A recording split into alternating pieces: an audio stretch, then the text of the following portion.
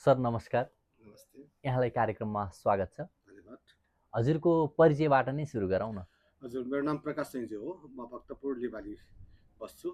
हजुर। हजुर अहिले के गर्दै हुनुहुन्छ? म खासै त्यति व्यस्त त छुइनँ, तैपनि म मेरो व्यावसायिक रूपमा चाहिँ घर जग्गामा आबद्ध छु र कहीँ कतै सामाजिक क्षेत्रमा पनि आबद्ध भएर व्यस्त भएर हिँडिरहेको छु। हजुर आफ्नो व्यवसाय सुरु गरेको हजुरले आफ्नै व्यवसाय सुरु गर्नुहुन्छ कि एज अ वर्करको रूपमा काम गर्नुभएको छ कि के छ? कति समय जति भयो सर आबद्ध भएको? थोरै खुलाइदिनुहोस् न। म यस क्षेत्रमा आबद्ध भएको विगत 17-18 वर्षदेखि नै आबद्ध छु र यस क्षेत्रमा आबद्ध भइसकेको 10-12 वर्षपछि नै मैले आफ्नै व्यवसाय सुरु गरेको छु। र सामाजिक क्षेत्रको हिसाबले कुरा गर्ने हो भने चाहिँ म विगत लामो समयदेखि नै यताउता सामाजिक क्षेत्रमा कहिले लायन्स क्लब, कहिले सामाजिक यताउता टोल छर छिमेकमा र हजुर। एनजिओहरूमा पनि आबद्ध भएर चाहिँ म अगाडि बढिरहेको छु। हजुर आफ्नो व्यवसाय पनि सँगसँगै लगिरहनु भएको छ, साथमा सामाजिक क्षेत्रहरू, सामाजिक कार्यहरूमा पनि आबद्ध हुनुभएको रहेछ। के छ सर समयको व्यवस्थापन, आफ्नो काम, घर परिवार, चाप के छ? थोरै बताइदिनुहोस् न, कसरी म्यानेज गर्नुभएको छ? तपाईँको प्रश्न एकदमै जायज लाग्यो। तपाईँको प्रश्नसँगै एउटा सन्दर्भ पनि जोड्न मन लाग्यो मलाई। यो अनलाइटिकल भन्ने एकजना चाहिँ एकदमै व्यस्त एकजना चाहिँ व्यक्तिसँग चाहिँ हाम्रो डाक्टर बब प्रक्टरले सोध्नुभएको थियो हजुर, त्यतिखेर। हजुर। त्यतिखेर सोद्धाखेरि उहाँलाई चाहिँ के प्रश्न, जुन तपाईँले मलाई सोध्नु, तपाईँले कसरी टाइम म्यानेज गर्नुहुन्छ? तपाईँ यत्तिका व्यापार, व्यवसाय, बिजनेस, सामाजिक क्षेत्रमा हरेक क्षेत्रमा तपाईँ चाहिँ जुन किसिमको उपस्थितता जनाइराख्नु हुन्थ्यो भनेर सोद्धाखेरि उनले समयलाई कसरी म्यानेज गर्नुभयो भनेर सोध्नु भएको थियो कि। हजुर। तर उहाँको जवाबमा के थियो भन्दाखेरि, डक्टरजी मैले समयलाई व्यवस्थापन गरेको छैन।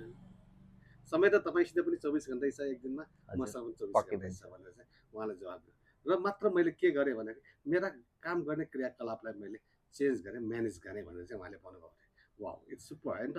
यो किसिमको चाहिँ हामीले आफ्नो क्रियाकलापलाई चाहिँ म्यानेज गर्न सक्यो भने चाहिँ समय व्यवस्थापन अटोमेटिकली नै हुने रहेछ भन्ने कुरा चाहिँ हामीले बुझ्नु पर्यो। र मेरो सन्दर्भमा पनि त्यस्तै हो। मैले आफ्नो काम कुराहरूलाई चाहिँ सिड्युल वाइज मिलाएर चाहिँ काम गरिरहेको हुन्छु।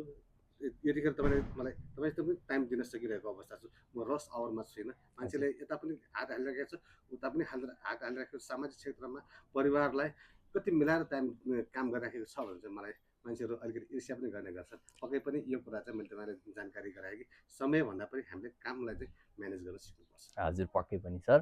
अब हामीले बुझ्दाखेरि घर जग्गा सम्बन्धी नयाँ जुन इच्छुक हुनुहुन्छ आम मानिसहरूले होइन मैले पनि रियल इस्टेटसँग सम्बन्धित भएर मैले आफ्नो कामलाई अगाडि बढाउँछु, भविष्यमा मैले त्यहीबाट आफ्नो जीविका चलाउँछु भनेर जुन मानिसहरूले सोच्नुभएको छ, जुन मानिसहरू हजुरहरूको जस्तै हजुरहरूको कार्यहरूबाट सामाजिक क्षेत्रमा पनि र आफ्नो व्यवसायबाट पनि प्रभावित भएर, प्रेरित भएर गर्न इच्छुक हुनुहुन्छ, रियल इस्टेटमा आउनको लागि तपाईँको 17-18 वर्षको अनुभवले के भन्छ सर? उहाँलाई केही भन्नुपर्ने कुराहरू छ?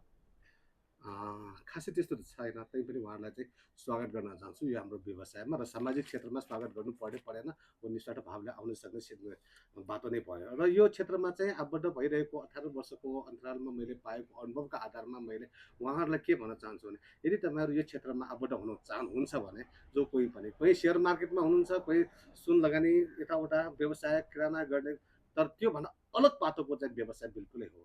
यो व्यवसायमा मुख्यतया त विश्वसनीयताको एकदम जरुरी पर्छ। यस क्षेत्रमा आउनु अगाडि यसका मुख्य कुराहरू, कानुनका कुराहरू, प्रशासनिक कुराहरू पनि बुझ्नुपर्छ र साथसाथै के कुरा पनि बुझ्नुपर्छ भन्दाखेरि घर जग्गा भनेपछि कम्तीमा पनि एउटा प्रोपर्टीको कुरा हो। हजुर। यसको विषयमा चाहिँ अध्ययन बिल्कुलै गर्नुपर्छ। कुन प्रोपर्टी कुन ठाउँमा कुन किसिमको कति समयमा त्यसको आरओआई आउने, प्रतिफल आउने कुराहरू त्यो सबै चाहिँ फर्स्ट नै हामीले एनालाइसिस गर्न सक्यो भने झन् बेस्ट हुन्छ यो क्षेत्रमा आउनको लागि। हजुर भविष्यमा सरकारबाट केही आशा र अपेक्षाहरू राख्नुभएको छ? आशा र अपेक्षा सरकारबाट राखेको भन्दा पनि जुन किसिमको अहिले नेपालमा क्राइसिस भइरहेको छ त्यो क्राइसिसमा चाहिँ यो पूर्ण रूपमा चाहिँ खास गरी चाहिँ यो माथिल्लो उपल्लो निकायबाट नै यो अलिकति अवरोध ढङ्गको चाहिँ नीतिहरू आइरहेको छ।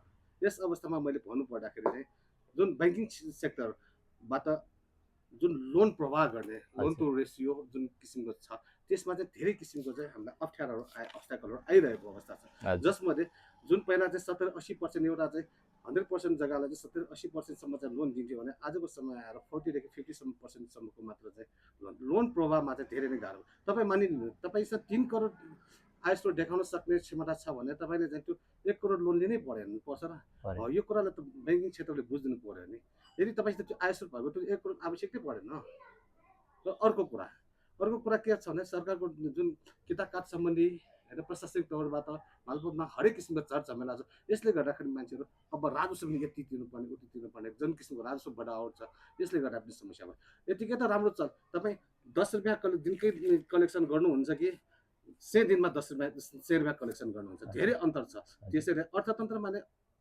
एकदम धाराशय पार्ने किसिमको चाहिँ यसबाट चाहिँ असरहरू परिरहेको छ र साथसाथै अनुत्पादक क्षेत्र भनेर चाहिँ जुन किसिमको भनिराखेको छ त्यो बिल्कुलै जायज भइरहेको छ जायज लाग्दैन मलाई किन भन्दाखेरि यो क्षेत्रलाई हामी अनुत्पादक भन्छौँ भने यो क्षेत्र नचल्दा अहिलेको देशको अवस्था कस्तो छ कृषि समेत चलिरहेको अवस्था छैन यस हजुर क्षेत्र नचल्दा निर्माण उद्योग धन्दाहरू चलिरहेको छैन यो क्षेत्र नचलेपछि निर्माण चलेन निर्माण नचलेपछि मजदुर चलेन मजदुर नचले देश विदेश पलायन हुनुपर्ने अवस्था आइरहेको अवस्था छ यदि यो क्षेत्र राम्रोसँग सुचारू भइदिएको अवस्था हो भने त तपाईँको कृषि पनि चल्छ होटल व्यवसाय चल्छ सबै चल्छ पर्यटन चल्छ पर्यटनलाई प्रत्यक्ष अप्रत्यक्ष रूपमा यसले असर परिरहेको छ र तपाईँ बुझ्नुहोस् त यो उत्पादनमूलक हो कि अनुत्पादनमूलक हजुर हजुर हामीले चाहिँ अब यो विषयलाई चाहिँ एकदमै ध्यान दिएर चाहिँ चर्चा गर्नुपर्ने अवस्था छ हजुर पक्कै पनि हजुरले राखेका जुन सुविचारहरू छन् हाम्रो राज्यले सरकारले र सम्बन्धित निकायले अवश्य पनि सुन्नेछ भन्ने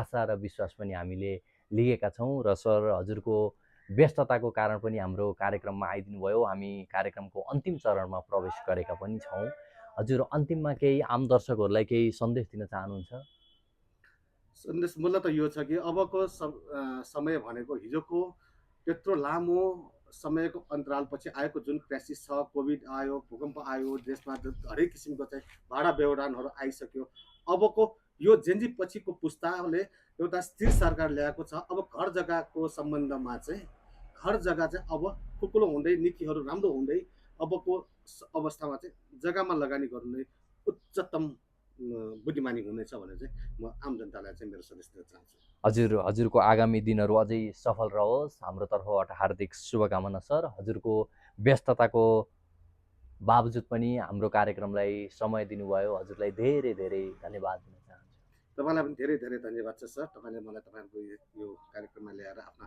मनका कुरा देश र आफ्नो व्यवसायका विषयमा केही कुरा राख्ने मौका दिनुभयो तपाईँलाई पनि धेरै धेरै धन्यवाद छ